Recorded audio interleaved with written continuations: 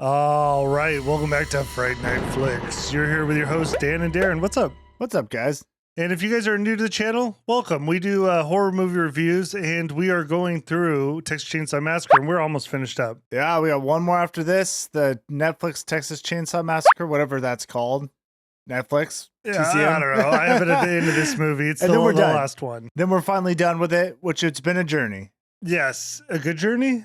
It's been an interesting journey. Sometimes good, sometimes not so much. It's been hard with this series. I feel like the first two movies out the gate were like bangers. Like they were very different, but like they kind of set the stage. And from there, it's kind of hard to catch up to those. Well, it's just like enjoyment. I enjoyed the first two movies a lot. And then, I don't know, I've enjoyed some on the way. I'm not going to be negative. I like them. Except for this one. Let's be real. This movie's terrible. It's awful. This is going to be the worst of all of them. All right, before we get into it, we got to go over some reviews because we asked you guys to help us out and leave some Apple reviews and Spotify, and you guys have come through. So we have 3 new reviews to read, and they're pretty short and sweet, so we're going to get through them quick. Horror Fan 3, Texas Forever. You guys are the best. No, you're the best. Thank you. I agree. Yeah. Luke 3531, great content. Love the reviews. Helps notice things I didn't the first few times watching them. Appreciate it. Glad you like it. Thanks, Luke. Yeah, we try to throw in a few things that like random stuff we see. So Bob the Library Hater. Bob That's a great name. Hates the library. Enjoy these videos very much. Great content. Enjoy these guys very much. Guys, great comment. Thank you, guys. Well done. Let's get into it. We have Leatherface 2017. This is directed by Alexander Bustiello and Julian Murray. Writers Seth Sherwood, Toby Hooper, and Kim Hinkle. Toby and Kim are on this one. Oh, interesting. Yeah. I'm actually surprised that they were writing this one because it feels so different than the others. Yeah, it really does. This is a whole different movie. Here's a little blurb on it, like a little description. See how a young man is transformed into a chainsaw-wielding, skin mask-wearing maniac in this horrifying Texas Chainsaw Massacre prequel. Yeah, so that does make sense because this really is the story about how he became Leatherface, right? It's the backstory from a kid all the way up. It's basically him as a kid. Yeah, you know what's funny though? It doesn't feel like a Texas Chainsaw Massacre whatsoever. It doesn't feel like their style of movie until like the last like 20, 30 minutes. You do realize you just took by what I told you about the movie and just it doesn't take a genius to figure that out. Like it does not. We talked before. That's literally exactly what I said. Yeah, and it's also what I'm saving for my review at the end. But Darren just decides to dump it here at the beginning. I'm just telling them what to expect because this is like it transforms into like several different types of movies. Yeah, it really does feel like 3 different movies. Yeah. So, yeah, tomato meter. I just want to throw this in for fun before we get into it. Critics 27%, audience 23%. I'm surprised it's even that high, to be honest with you. Yeah, it gets interesting. All right.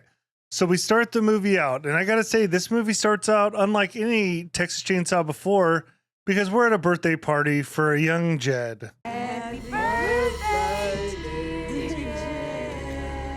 Yeah. Do we even know how old he was in this one? I never saw the age, nor did I care. It doesn't matter. It is a disgusting birthday party. Yeah. So they're all sitting around the table at the presumed family house, and we are introduced to the whole family. So the first one we see is Verna. Now, stuff gets confusing. Like, the timelines confuse me. Their relationships confuse me. And just saying, if you followed the movies with us, we're with the Sawyers now, not the other different timeline that we've done before with TCM 22 or 2003, right?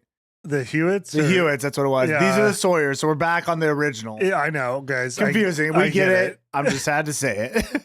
So Verna, was it the last movie we had Verna in? Or was it the one before? I can't. No, wasn't she? Yeah, no, wasn't she in TCM 3D? Wasn't she the one who died? Yeah. Yeah. So she is the aunt of Leatherface and Nubbins. I guess. Because she really feels like the mom in this movie, but... Very much. And in fact, I actually wrote in the notes she was the mom until I went and looked her up, and I'm like, oh, she's the aunt, I guess. Yeah, yeah. So we see Drayton Sawyer, who's the cook, and Nubbins, the kid, and he's a kid in this. And then we see Grandpa. Right. So that's who we have now. Drayton is like a full-grown adult, in this from the start, which makes sense because he's the cooks, right? Well, yeah, but he doesn't age from because this. So we start off at Leatherface's birthday. Then he gets older, we're gonna see here shortly. I don't feel like Drayton aged at all. You mean stayed the towards same. you mean towards the end of the movie? Yeah. It totally messed me up. I honestly had a hard time figuring out who he was for a while because he kind of looked different in a weird way. Yeah, it's movie. So, anyways, they're all celebrating the birthday party. Jed looks like a normal kid. He's not. There's no skin condition in this timeline. Yeah, and he's thinner too. So you just kind of expect a thick kid. It's not what we got. No. So we get our first impression that something isn't quite right with the family when Drayton just bare hands the cake. Drayton, where are your manners? Okay, there was something weird in the cake, right? That wasn't just me. Like blood or something. I don't think so. I didn't notice that. Okay, I'll have to rewatch. I'll show a clip because I thought there was like bloody cake or something, but maybe it was just a weird looking cake. Because why was he grabbing with his hands? Dude, that's how Drayton eats. Okay, with a lot of these movies, especially this one, there's just this movie especially. It's just crazy stuff that makes no sense that happened. Yeah, like I feel like Drayton almost acted like Hitchhiker, which confused me because he was kind of like sporadic and all over the place. And the cook that we know is more of a chill, low-key guy. That's 100% right. It just doesn't fit the character that we have known throughout the series. Yeah. But I would say as a general rule, as we're going through this review together, just know I feel like their goal is just to go out there. Like just to do shocking things throughout this whole movie. Well, I don't even know if that's true. This is just a weird movie. Well, whatever. We'll just get into it. Your decision if it's true. It's my truth. So we soon find out that the family aren't the only people at this party because we have a thief amongst us. They have this guy tied up, and apparently he stole pigs from the family. Why would I go anywhere near your dirty pigs or your filthy family? Apparently. I don't even know if that's true, but that's what they say. You don't steal pigs from the family. No, bad decision. Yeah, and we learn like Verna obviously is running this whole show. Shut him up. I've had enough. The festivities continue on, and Jed is given... What's he given for his birthday? Of course, it's a chainsaw. This chainsaw is like the size of the kid. I didn't even know chainsaws honestly exist that are this big. Yeah, well, I mean, I think the kid was just small, It looks like a big chainsaw too, though, right? Yeah, so the family, this is where it starts going kind of wild. They decide that Jed needs to kill the thief for his birthday. Well, this is his gift, right? He's Yeah. becoming a man, as it were. Yeah. So Jed is conflicted about this whole thing. He doesn't want to kill the guy. So old Drayton comes over to help him out. He starts up the chainsaw for him, and Jed just can't do it. So Drayton gives him a nudge, which then cuts the dude's leg. I mean, first of all, this was like brutal. It was hard to watch. It was just hard to watch this whole scene. Plus, I don't like the kid stuff, right? I don't know about you, but like seeing him like being taught how to murder as a kid is just weird. I didn't like it. I don't need to see that in a TCM movie. But what you're learning here is Jed's didn't start off bad. Or Leatherface didn't. Is that what's his name? Jed? His name's Jed. Well, I get confused with the old movies. It was a different name, wasn't it? It doesn't matter. Yeah. But yeah, what we're seeing is that Leatherface was not bad, and they're teaching him how to become this killer. Trying to. So, but Jed ain't having it, and he drops the saw, runs over to Verna, who consoles him, but gives old Gramps the nod. And I gotta say, this is the first time we've seen Grandpa in action. And he had that big like mallet or whatever and just knocked the guy down. Hey. Well, I think killed him. Best that's ever done it. I mean, it was pretty impressive. I think that's the only time I've seen Grandpa do work. Yeah, and it was a one shot kill. Boom.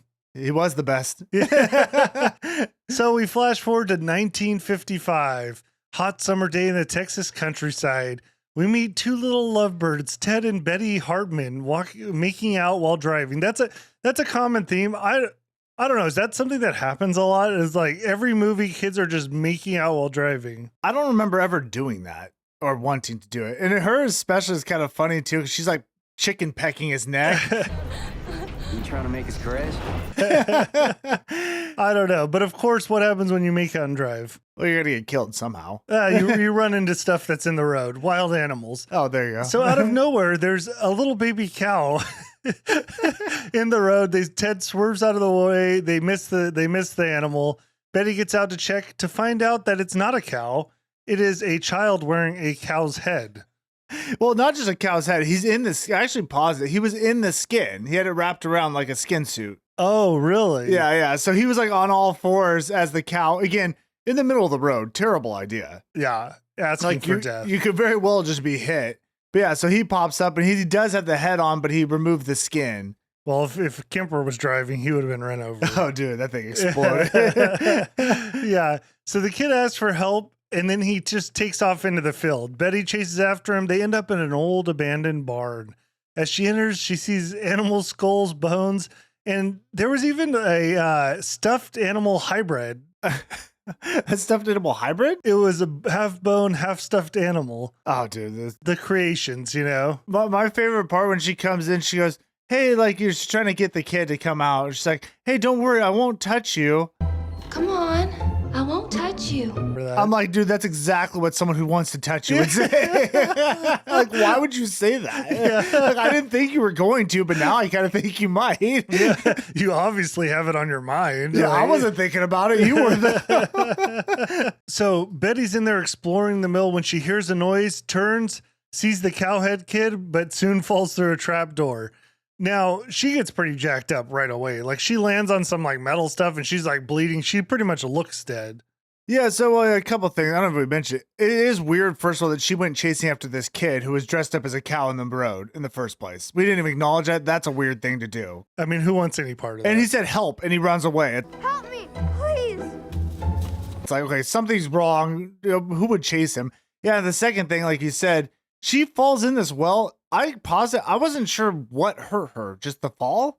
I think it's just the fall. Yeah, But so she was she all is- messed up. Yeah, totally jacked up, just laying there. She doesn't seem like she can really move much. Yeah.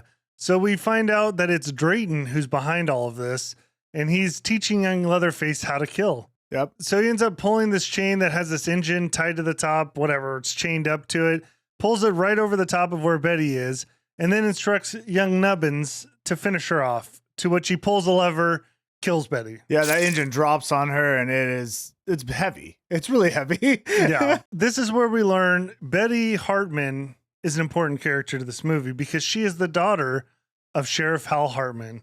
Yeah, this scene that just happened set off the whole movie. A chain of events, one might say. Yes. So we see Hal Hartman, again, he's the sheriff, arrive on scene, freaking out. Obviously, his daughter just got murdered. And the local police inform him that they've actually captured one. The baby in there! We got one of them. This gets kind of confusing because they said they captured one, but it seems like they kind of caught them all. But then Nubbins wasn't there or something. I don't know. It got kind of weird to me. I wasn't sure what was happening in this scene, so I agreed. It was weird. Yeah. So Drayton and Hartman have a little talk.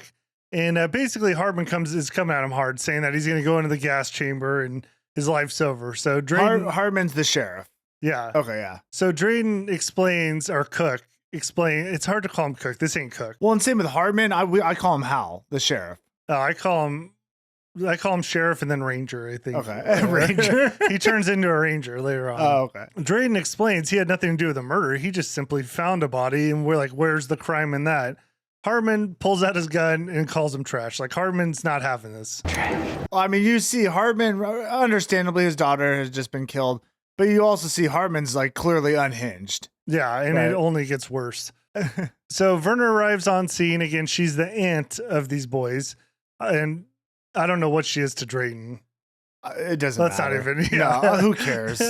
So Verna arrives on scene, tells Hal to let her boys go. You see them do something wrong? You let them out of the car. Don't count on it, Verna. You let those boys go this instant. We learn that the officers have Jed in the back of the patrol car, and Hartman explains Jed isn't under arrest. He's under protection.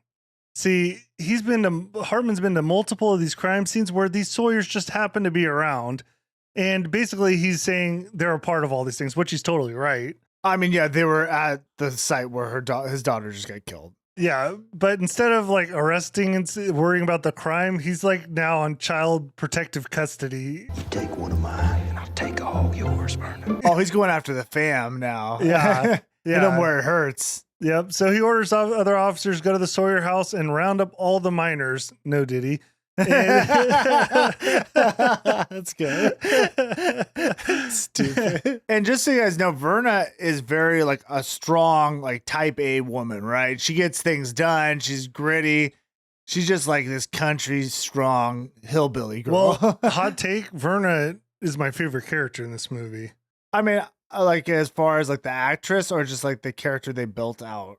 I mean, I would say that both kind of. Yeah. Like she's kind of like, protecting her kids. She's like, she doesn't take a lot of, No. Well, and I will say, even going back to Leatherface's birthday, you'll see she does manipulate pretty strongly. And then she's building this framework for which Leatherface will live his life through. Bad people like him, they're trying to break our family apart. This whole idea that everyone's out to get the family, right? You got to get after these. You got to take these people out because they're going to come for us. That'll come into play later, but yeah. So just, you may be thinking, oh, the cops rounded up all the kids. That's going to be like all the kids are taken away and whatnot. That's not really the case. Jed's really the only one that got taken away. So I don't know what that was about. I don't know. Apparently they didn't find Nubbins.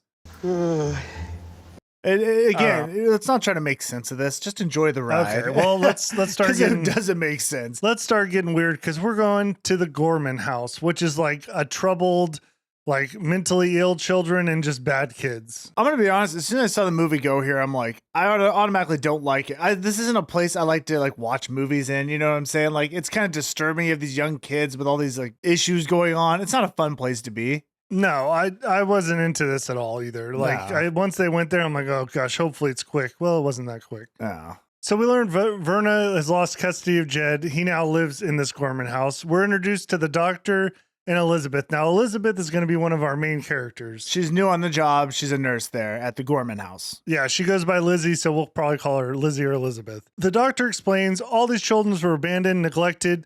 Most will end up in prison or a mental institution. Yeah, good doctor. Yeah, he's not looking to help anyone here. He's just playing around, honestly. He uses them he actually uses them as guinea pigs, maybe. Yeah, he's into some weird stuff.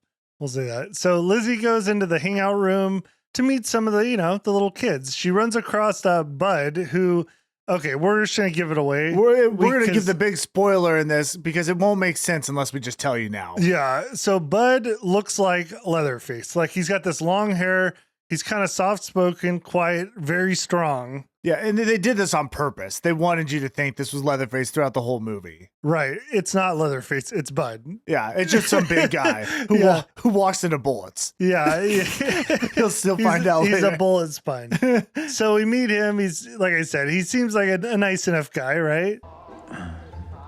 Okay, and along with Bud, we meet Jackson. So Jackson and Bud are like besties in here. Yeah, and Jackson kind of comes off as more of like a smarter kid. Kind of knows what's going on. Doesn't seem so bad. Obviously, this is Leatherface. That's Bud. You don't say all that much, do you, big guy? Jackson kind of seems like a normal kid that had like a little bit of trouble in his life. Yeah. So Liz meets both these boys, and her and Jackson they hit it off in a weird way. There was almost like some romantic weird stuff there. You're in my seat. Oh, sorry. Lizzie, yeah, I heard. We figured you'd know more about all of that than us, Lizzie. No, not me, Lizzie. Okay, I don't know what they were going for because it almost came off like Jackson was like a predator. That was my first vibe. Was Jackson is a predator because he kind of Liz sat down and he's like, "You're in my seat," moved her out. So it's like he was taking the power a little.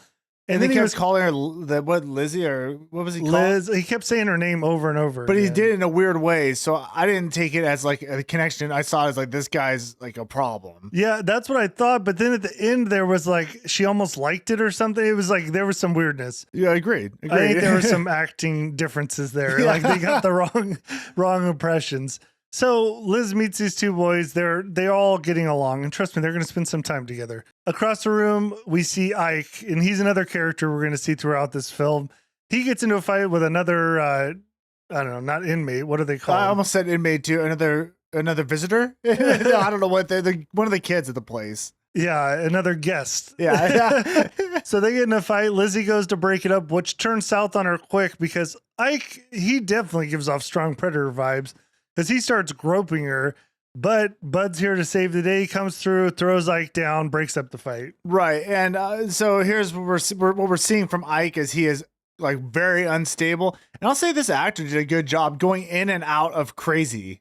Yeah, I thought he did really good, but he is like off the boat crazy. So this whole time, I was very confused with my first time watching through because I thought one of these guys is Nubbins, and I'm like, okay, Ike's Nubbins.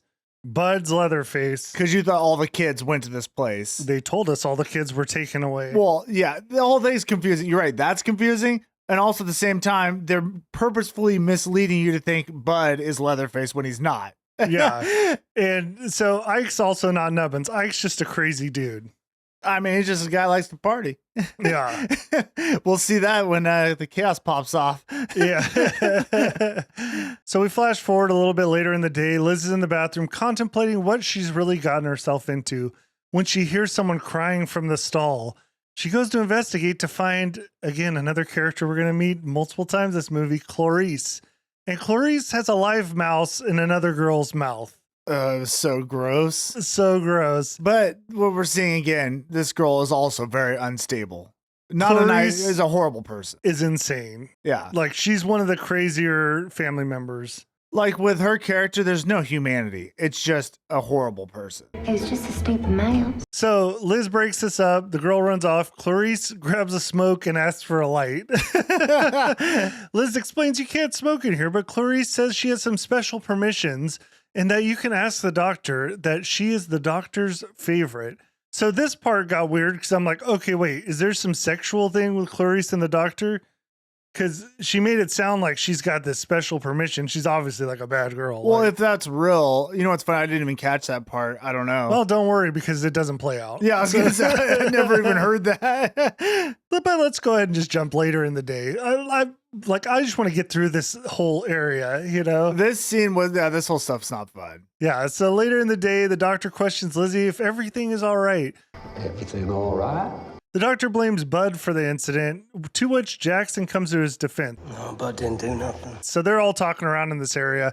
Jackson hears the doctor blame Bud for that whole fight when really Bud was the savior.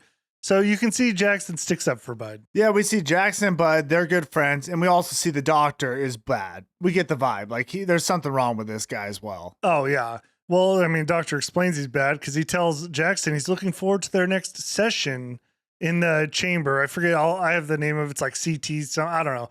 It's basically they electrocute kids. Yeah, it's like that common trope of putting stuff on their heads and like shoot electricity through. I don't know. I don't know how that works. Is it ECT chamber? I think that might be what it is. Sure. Oh, it is ECT. Okay. What does that stand for? Electro-charged terrible. Yeah. It works. Good job. So the doctor also explains that Bud is a dangerous man because his dog was taken away and he put someone in a coma for doing it. Yeah, so Bud also has anger issues. All right. Yeah, again, Bud's just Bud. So Lizzie walks down the halls looking through Bud's file when she runs across Jackson. Jackson thanks her for helping Bud and states that she's the first nice woman to ever work here. I like that part because he startles her and then she's like, oh, I wasn't scared at all. I'm like, He didn't. well, clearly she was. I don't even know why they wrote that in. Well, you should be. Like, you don't know any of these people. Yeah, like, and they're oh. unhinged. He didn't scare me. I don't know. Maybe that's just seeing their relationship. That's all that this part really is. We're seeing there is now some little connection between the two. And Jackson's not so bad. He warns her that there's an ECT chamber where bad things happen. They call it Dr. I think it's Ling, something like that. Who cares? The doctor's chamber of horrors. And he tells Lizzie she should drop by tonight, take a look, and maybe you can do something about it. Her first day, she's already been attacked. She's seen a girl shove a mouse into another girl's mouth and learns that there's this terror chamber. Oh my God. I didn't realize this is all her first day and it gets worse. It gets a lot worse. It gets way worse. This poor girl. Yeah. So back at the front of the hospital, old Farnsworth and Verna arrive, and we learn now she is called Miss Carson. Farnsworth is the lawyer, if you guys didn't know. Farnsworth if you couldn't was- tell yeah. by the name. Yeah, Farnsworth he was from the last movie, and don't worry, he's really not in this movie much. Yeah, no. So he's just her like attorney or whatever. So Verna confronts the doctor with papers stating that she can see Jed. We kind of learn that the doctor's not letting her see any of her kids. I want to see Jed. He was taken from you for a reason. Right. He's got this vendetta against her. And he doesn't want her anywhere around these kids, which is funny, though, because it's like, what does he even care? Because he doesn't seem to like the kids either. Dude, it's really weird. I I don't mean, know. this whole explanation was nutty. Like, here, I'll just explain. The doctor explains that he might not even know which kid is Jed because once the kids come in, they're renamed and the records are too sensitive to go digging through. Most of these kids are given a new name so they can hide from their degenerate criminal families. And Verna explains she brought a court order to see her son But the doctor's like, well, that court order's not going to work. You need something like, you need a new one. Yeah, he's basically, he doesn't want her seeing the kid. He's coming up with excuses, just trying to make it hard on Verna. Also, it's weird. Yeah, to protect the kids, he said they changed their names. I'm like, okay, that's even more confusing.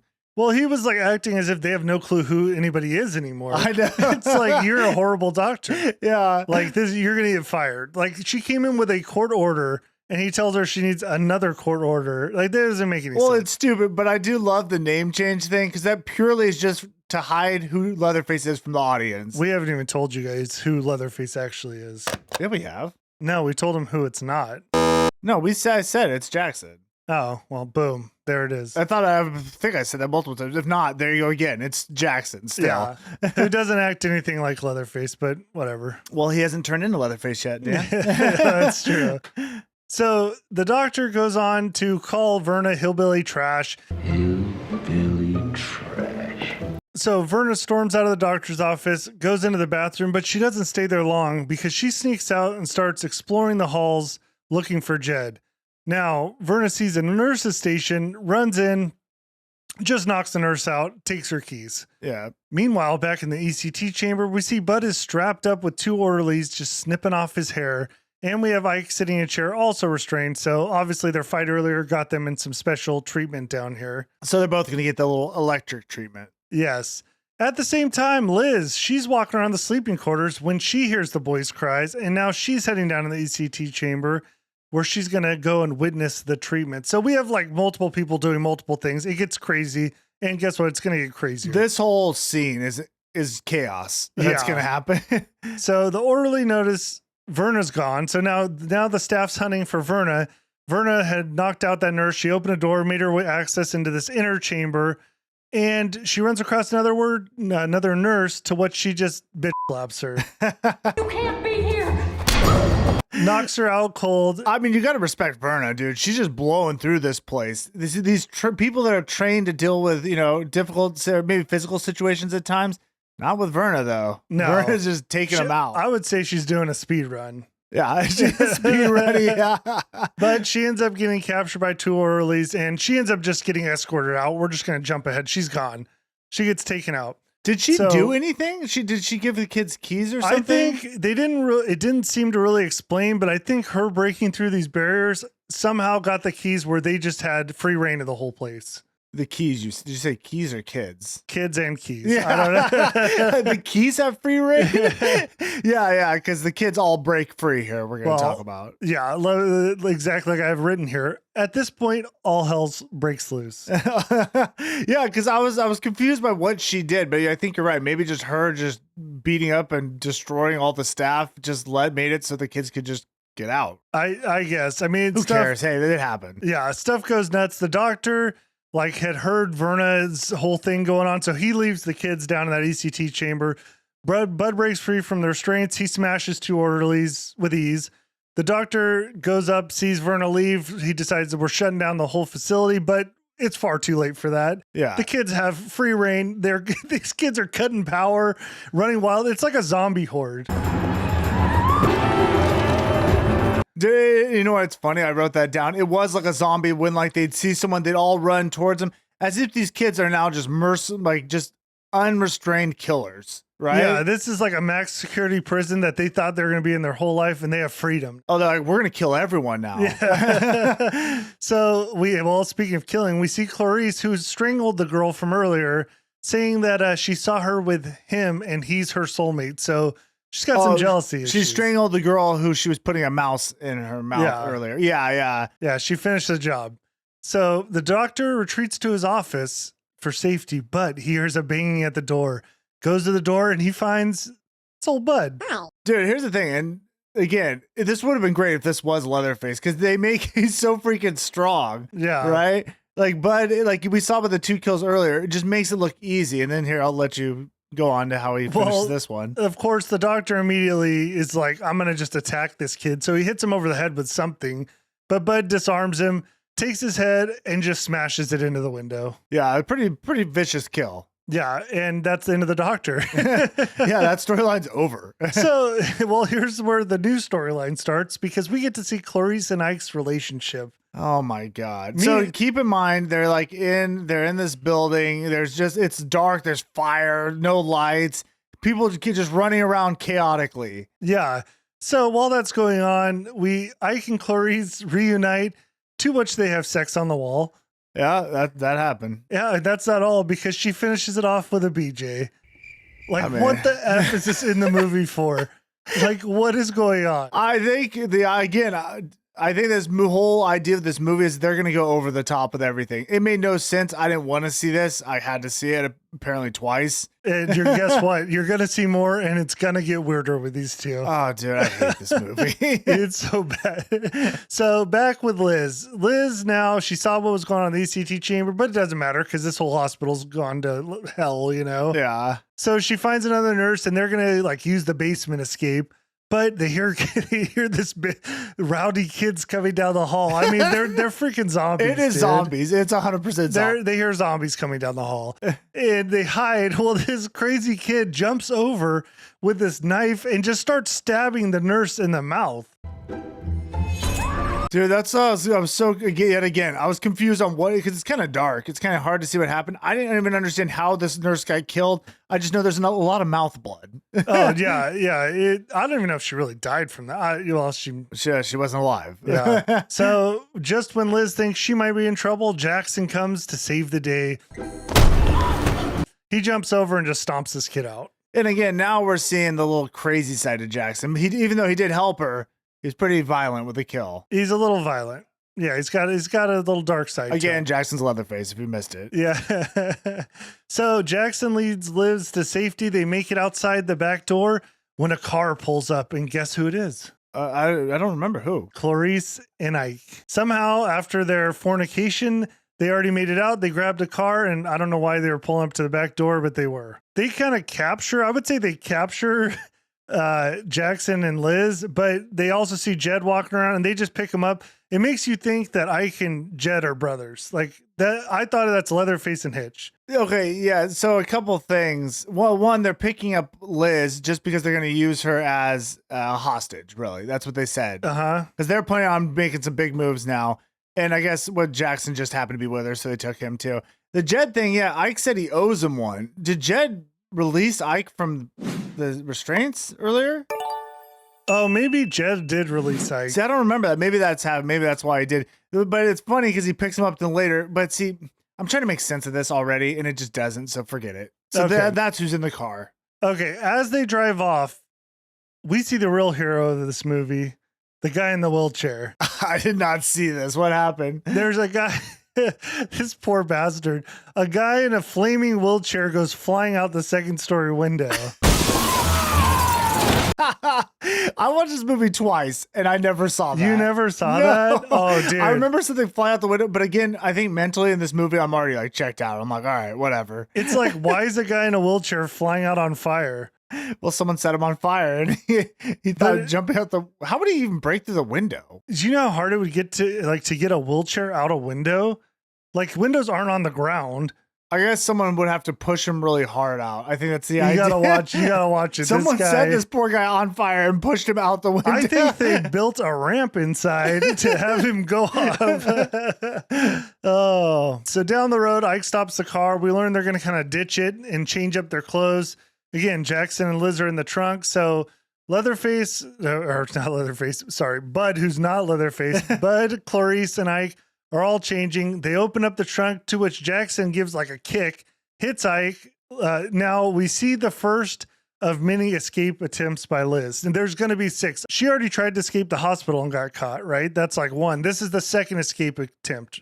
She jumps out of the trunk, runs off, doesn't make it, like 50 yards before Clarice is on her and brings her back. Dude, this literally just keeps happening. Yeah, you guys are going to see. That's all she does this whole movie. She attempts to escape very poorly. So Liz gets brought back. We see Jackson had got knocked down in a scuffle with Ike. Of course, Bud's helping him up. Again, they have this like strong bond together. Right. It's whatever. So Ike explains that they're all going to go to Mexico. They're kind of coming up with their plan here. They're going to find some money, find a car. They'll stop by Austin to see his mom. They all agreed to this plan. Yeah, well, I mean, feel like they kind of have to go along with Ike because Ike's crazy. And they're kind of hostages at this point, except for Bud. Bud's just kind of hanging out there. Yeah, Bud doesn't have Bud just along for the ride. And again, this is Ike's plan. Is it reality? We're going to find out. Probably not. So they ditch the car and they just go on a walk. Back at the Gorman house, old Sheriff Hartman has arrived. So this is the sheriff from the beginning of the movie whose daughter got killed. Yeah. He's now Texas Ranger Hartman. He's moved up. Yeah, and he's like in charge of this whole investigation. He's going to be our main guy, right? Right. Well, we're going to find out he put a lot of these kids into this home. And so he really hates these kids. Well, yeah. So, well, that's explained because we meet his partner or a guy who's helping him is Deputy Sorrell, who's kind of like assisting him with the other cops. Yeah. So it's like Hartman and Sorrell are really the only ones you meet. And Hartman immediately knows this is the work of the Sawyers. Like this whole hospital takeover has got to be Sawyer related. We know which one did this? I bet I know who it was. And that's where we find out he put, I don't know why they said this, but yeah, he put every kid, which there's a ton of kids into this place except for one. Oh, they said that? Yeah. Well, that's crazy. So That's who's a lot the, of kids. who's the one he didn't put in? I don't know. Like, why would you even, that's, The one we'll never know. yeah, maybe you guys know. I don't know. We also see that Verna back at her house has learned that the kids are loose. And this is important. She's on the phone with somebody. She says, we're going to find Jed. So she basically alludes she's working with somebody. We don't know who. Yeah, we've got a rat in the midst. Yeah, she's working and she wants to find her boy, right? So the cops go on their investigation. They end up finding the ditched car. Ranger Hartman explains to Sorrell that they're going to need to shoot first and let God sort them out. And that's permissible. They got to shoot first and let God sort it out. That's what he said. And this is again where this movie just goes wild. So now we have cops who are just going to be shooting randomly at kids. Yeah, they haven't done really much of an investigation. They don't know that like there's nurses missing or anything. They've really done poor police No, work. it's really just like people escaped this kid prison and now they're going to hunt these people down. And just shoot them. Yeah, shoot first.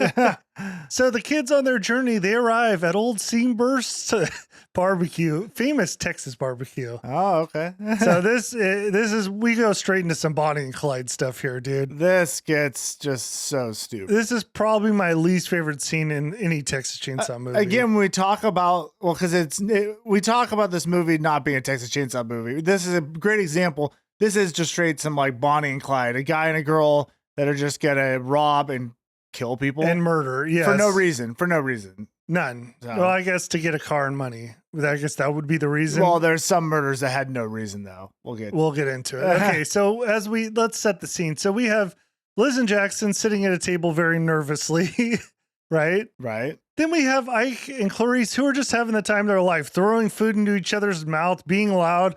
Ike is like mean mugging everybody, trying to get into like fights, right? And an important part, something important to notice. First of all, there's a huge amount of space between Jackson, Liz, and Ike and Clarice. Like they could have got away. Oh, like there's a huge amount of space or snuck away. Like those two weren't even paying attention. So Clarice basically spots the guy behind her has a gun, then knocks a glass off the table, to which the waitress comes over and she's kind of had enough of their stuff and says, you guys got to leave. Clarice says, well, we ain't got no money. Ain't got no money. That's when stuff kicks off. Ike jumps up, cuts the waitress's throat. She's not dead though. Oh. Yet. Clarice grabs a knife and stabs the dude behind her in the neck, then takes his gun and just blasts two random dudes. Yeah. Like the dudes aren't coming out of there trying to get away. She just shoots him in the head. Yeah. I mean, just again, crazy, aggressive violence. She goes and searches behind the counter, finds a shotgun and throws it to Ike. Now Clarice and Ike start going around robbing customers. This is also where a weird scene happens. A random dude gets up and tries to leave, and Jackson stops him. Oh my God. Again, I hate this movie. It was so confusing. You're right. Cause I saw Jackson gets away. It's kind of awkward. And he tries to stop him. And then Jackson just punches him. And I'm like, why did he do that? Yeah. Well, the guy punched Jackson. Yeah. But why is Jackson even there? What does he care? Yeah. Why doesn't he let people escape? Like it's very weird. Cause they're like captives almost, but now they're helping them. But that's also this weird line where like, it seems like Jackson's a captive, but at the same time, I feel like, what's the main guy's name? Not Liz. Ike. But I kind of like thinks they're on the same team. Dude, this whole part of this movie, see, you don't really know who these characters are. At this time, I'm thinking like, okay, maybe Ike, is Hitch.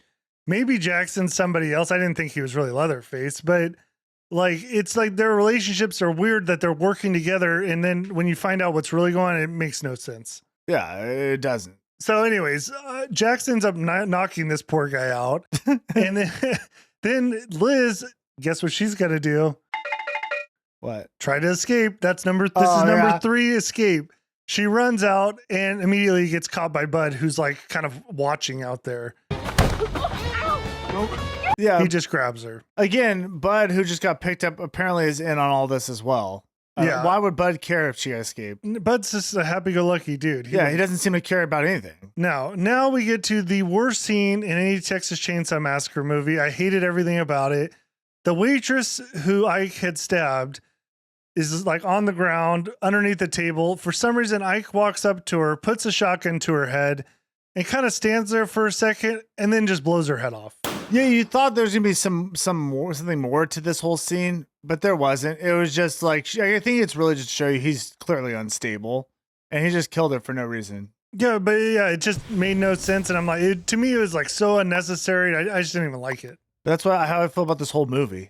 Yeah. You're right. I hated it. I didn't think it provided anything. It was just like kind of a gross scene. Yeah, it was too much to me. So, anyways, the kids escape, so they think, but the guy who got knocked out by Jackson, he's got a gun, and he blasts old Bud in the stomach. Yeah, Bud takes 2. Yeah, but we learned Bud can take some shots. Yeah, yes, he can. Yeah. So the kids end up stealing a car, and they're out of there.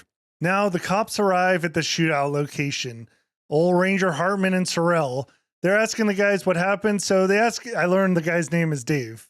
That's the guy who shot Bud. Oh, okay. Because I thought, this is how messed up I was. I thought he was later at the family house. He's not.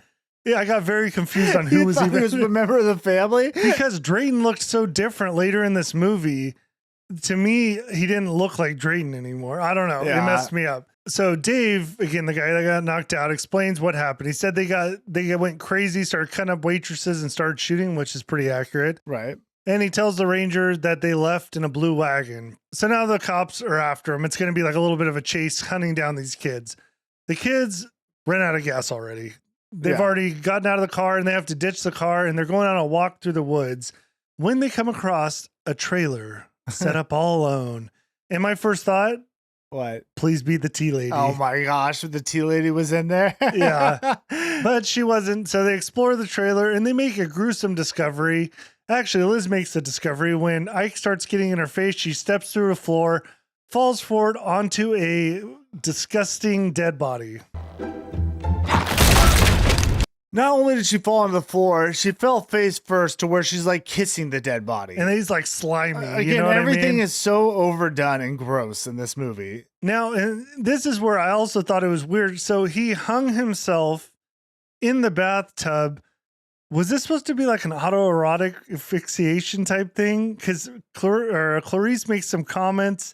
Yeah, they did say it's like, oh, I guess he was lonely or something. Yeah. Yeah, I don't know. Possibly. I don't care. Yeah. All right. We're gonna jump through this part because basically things calm down. Clarice and Ike are doing their thing. Liz is taking care of Bud's like gunshot. They all start drinking a little moonshine.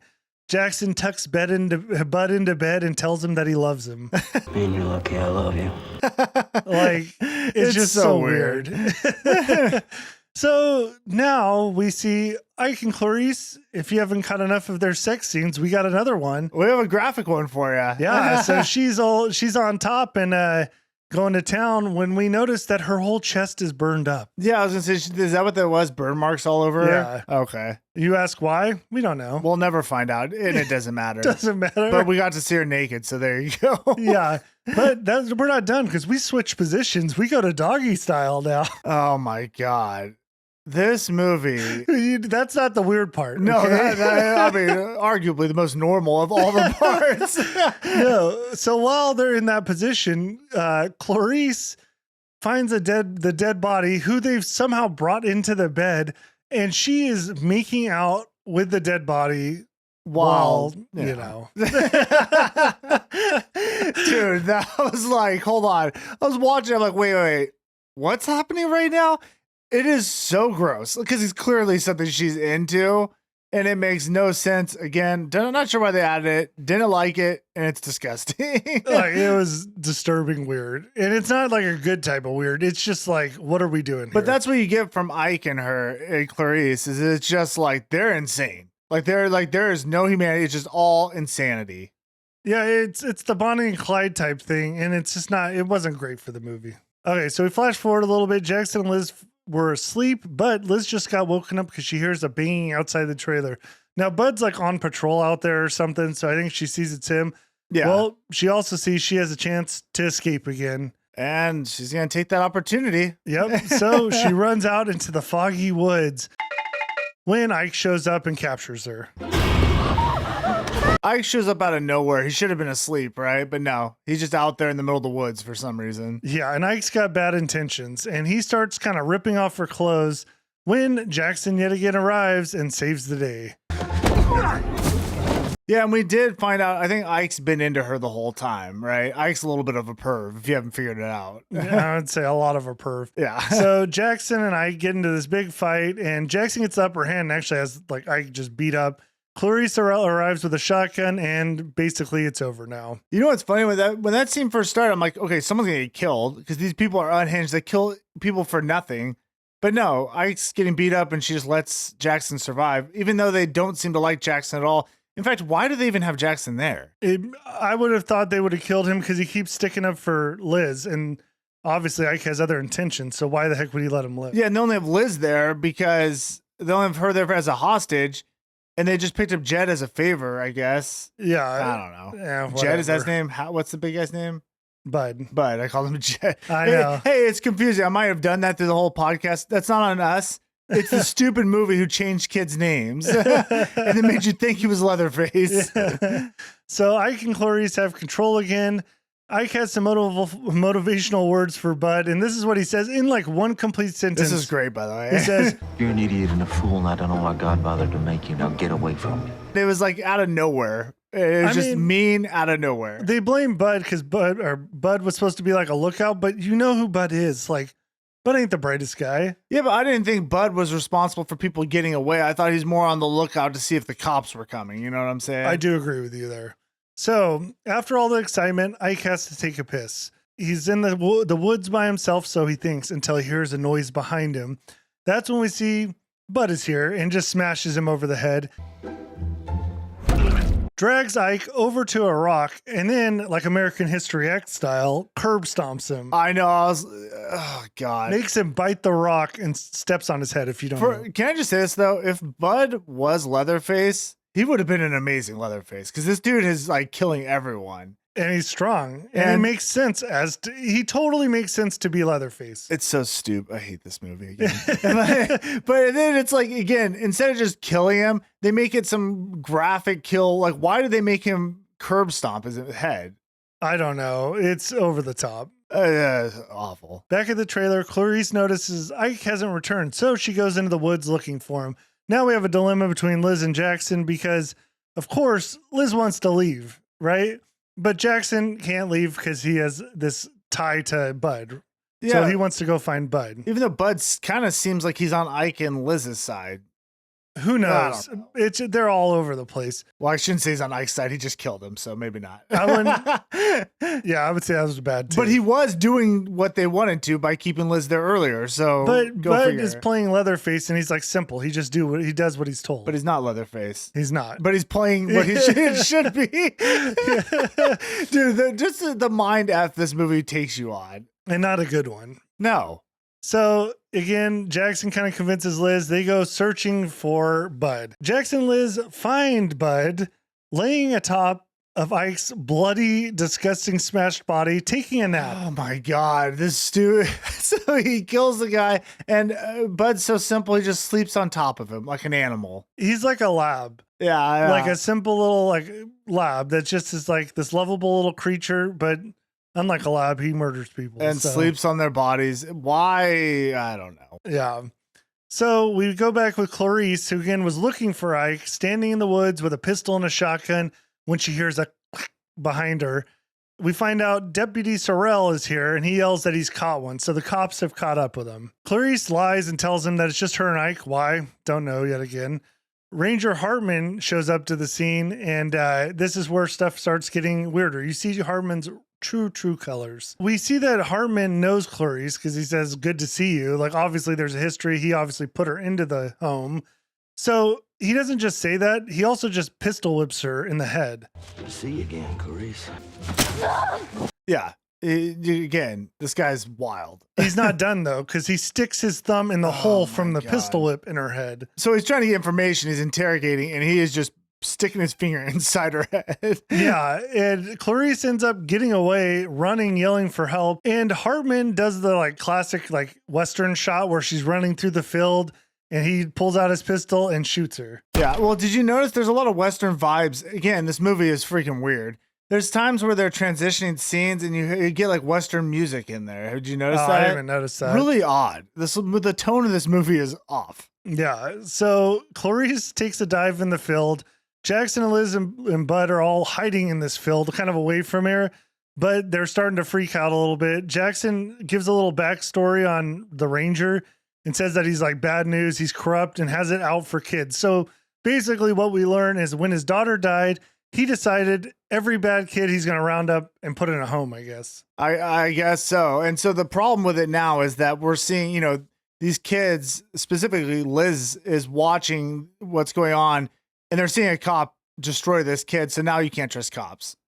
Yeah, Right. well, no, you can't trust Hartman for sure. Hartman goes to Clarice. We find out she didn't get shot in a vital organ here.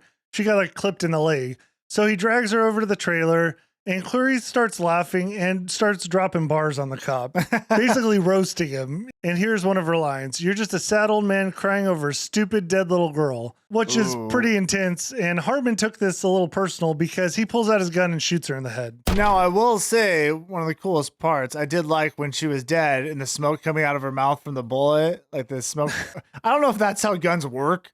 If you shoot someone and smoke comes out of their mouth. I don't think he shot her in the mouth either. Like, No. I don't know. It didn't make a lot of sense. But she's dead, thank God. Yeah, she's dead. So the other cops start freaking out like, "Hartman, what did you do?"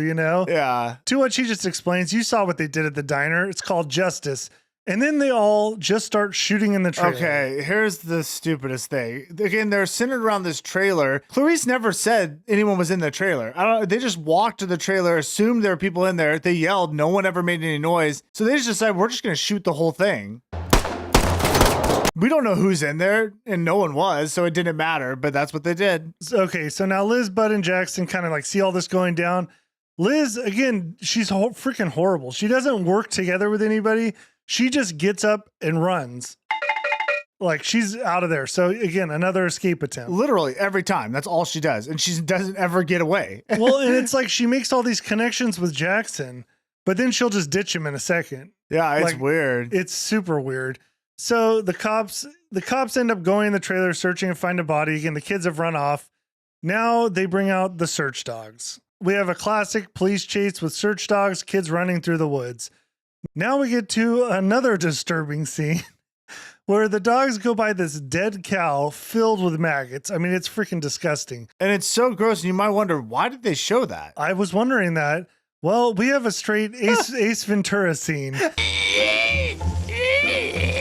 Mommy! Dude, I thought the same thing. So the cops all pass up this cow and we see the kids or someone is inside this thing and they open it up and come out of the cow. It is so Ace Ventura. If you don't remember, Ace Ventura Nature Calls, he's hiding inside a fake rhino and he comes out like birthed out of it. I mean, one of my favorite scenes, honestly, in any movie. It was so good. But yeah, so this is a callback to what we saw in the beginning of the movie where we had Leatherface hiding inside a cow as a kid as a distraction, right? I guess that makes sense because Jackson's Leatherface, he probably is like, I have a great idea. Yeah, I've done this all the time, guys. We can just hide inside, There is no way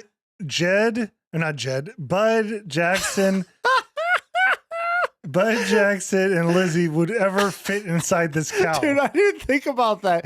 You're right. There's 3 people and Jed is huge or whatever. Bud is freaking huge. There's no way. It's so dumb. So dumb. So that's another stupid scene we get. Yeah. So the kids escape the cops for now. And now they're like zombies.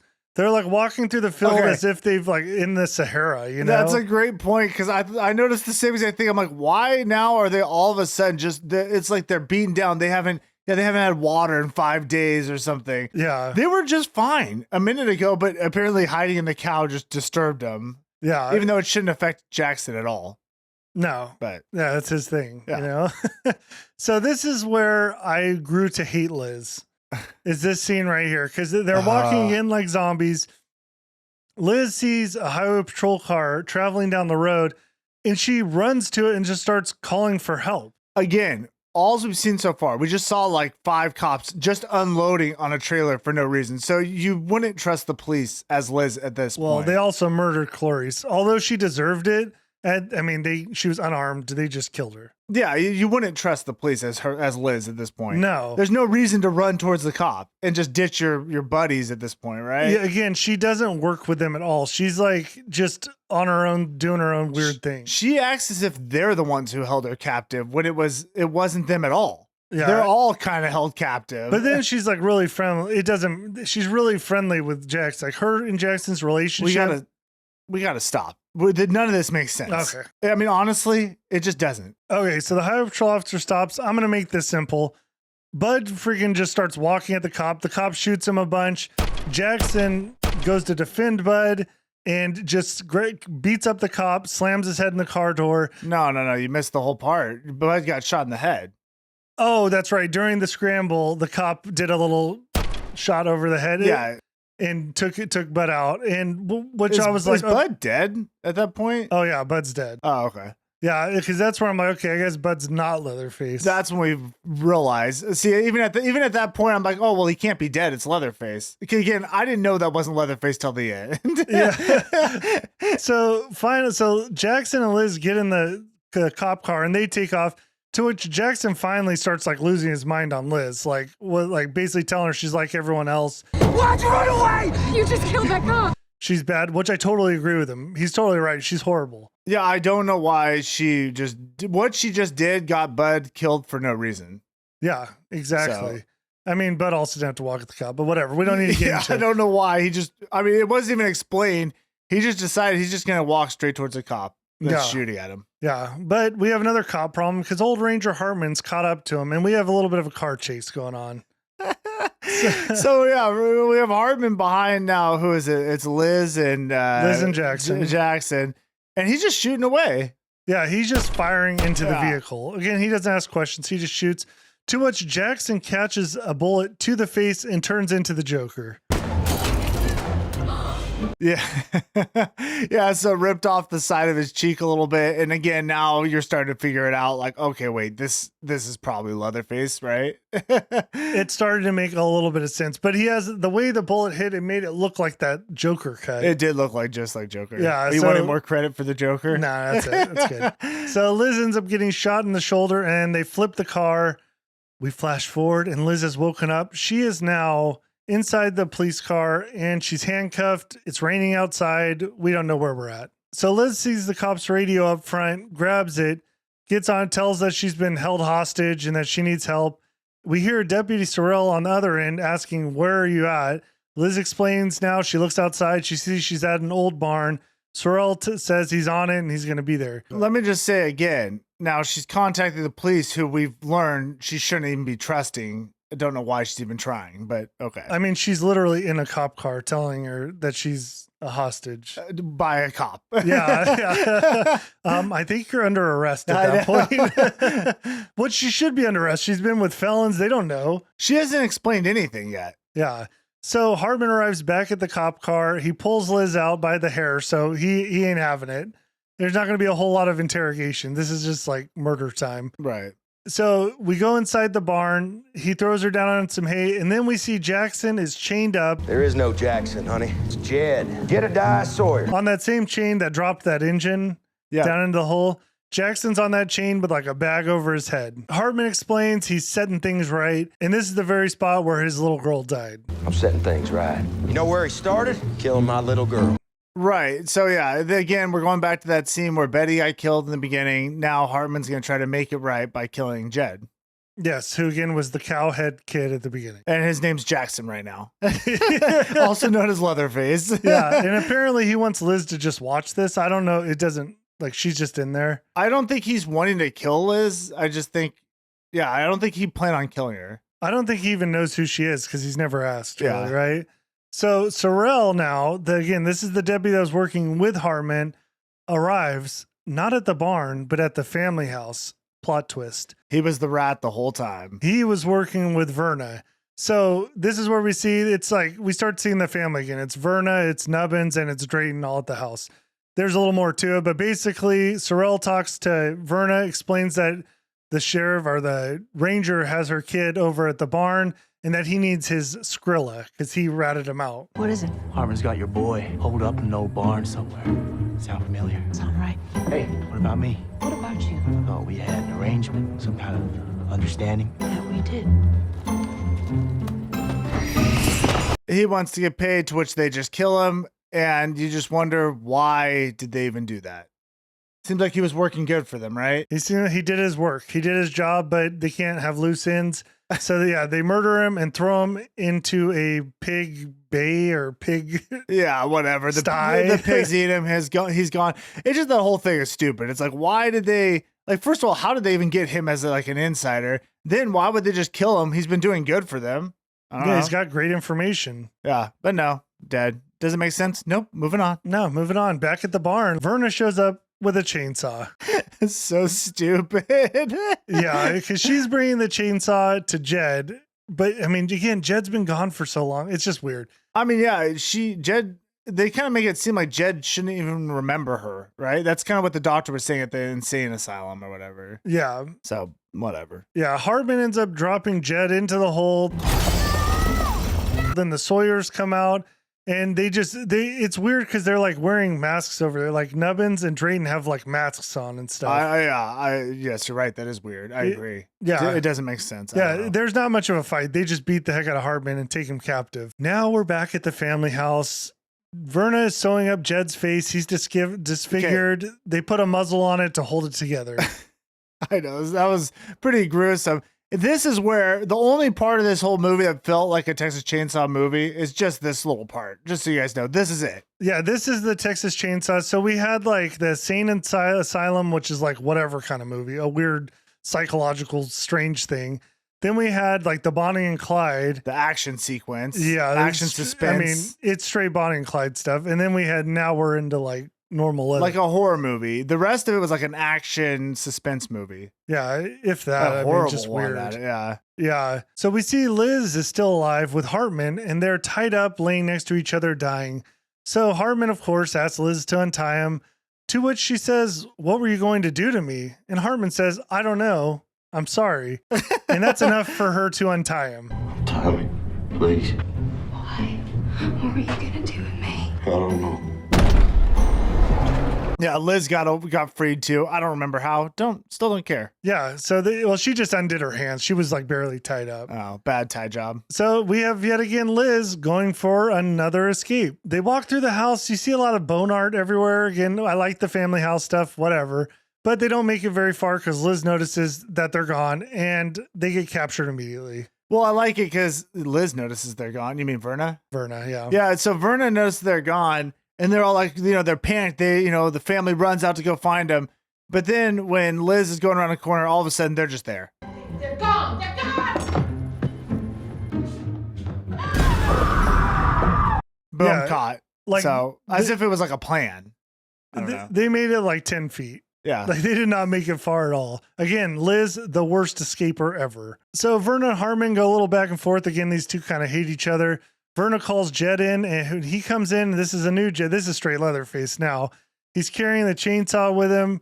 He puts the saw up to Hartman's neck, and Verna starts gassing him up. I mean, she's doing the whole, like, what he did to you, our family, that whole stuff, right? What did I tell you about outsiders? They fill your ears with lies. You show 'em who you are, Jed. Look what that man did to your face, huh? So Jed starts the saw, and he goes on to cut off Hartman's hands, and then gives him a cut right down the center. By Hartman. And did you notice the blood saw? How it was bloody? Dude, the saw just like spewed blood. Yeah, I did notice. Like, I mean, again, it's just everything is so over to the top in this movie.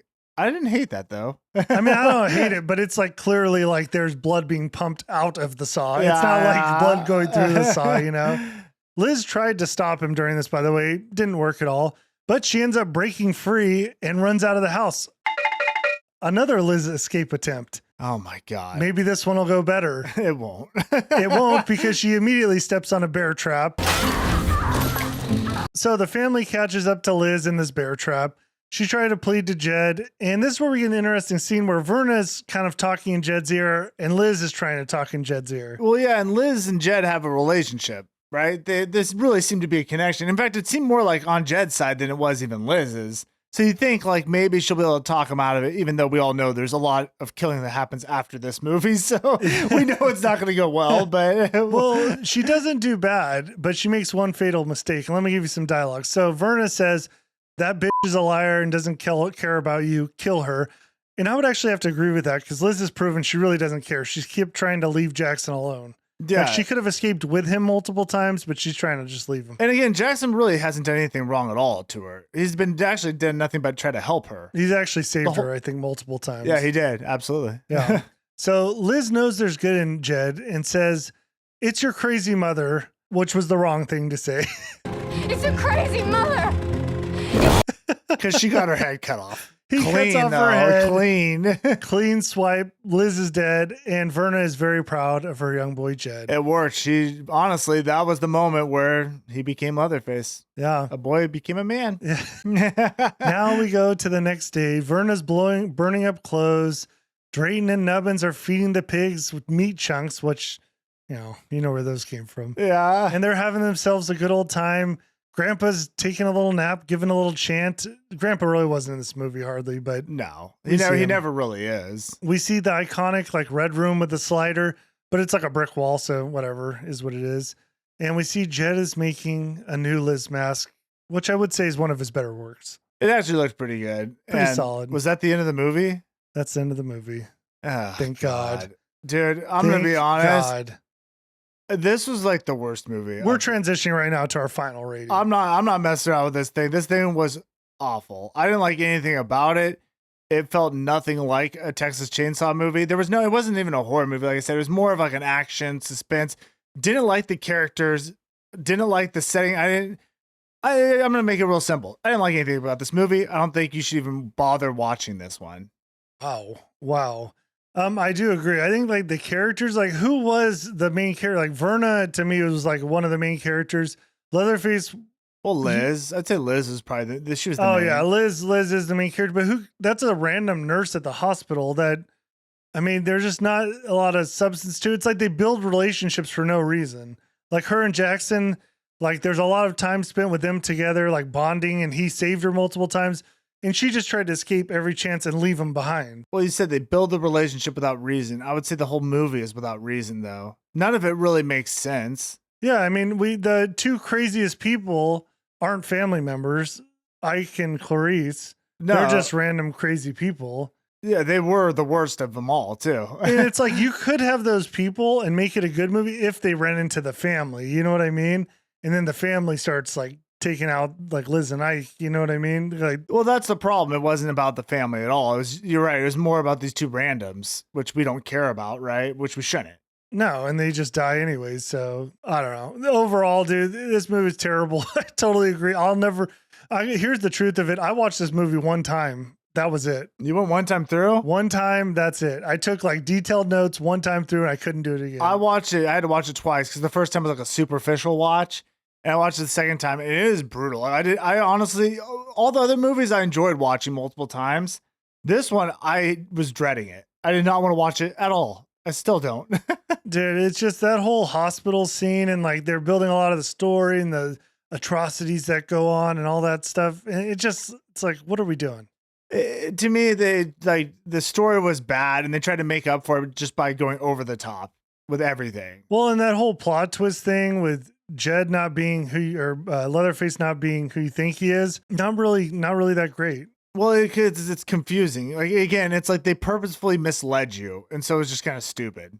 Yeah, It's like, oh, okay, so you made us think the whole time Bud was Leatherface because you made him act just like Leatherface. Like he fit totally perfect with Leatherface, but no, Leatherface is actually just a normal kid who gets turned into like what turned him into like the killer that he got shot in the face.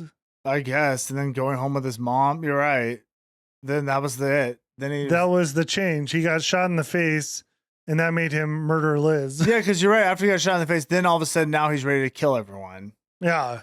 I don't know. Whatever. It's stupid. Who cares? Yeah. All right. Well, let's move on to some fun stuff. Continuity, plot holes, and trivia. During the clothes changing scene at the fence, Bud removes his white gown to change. After he gets dressed, Clarice and Ike go to let Jackson out of the trunk, and Bud is seen pulling off the gown again in the background.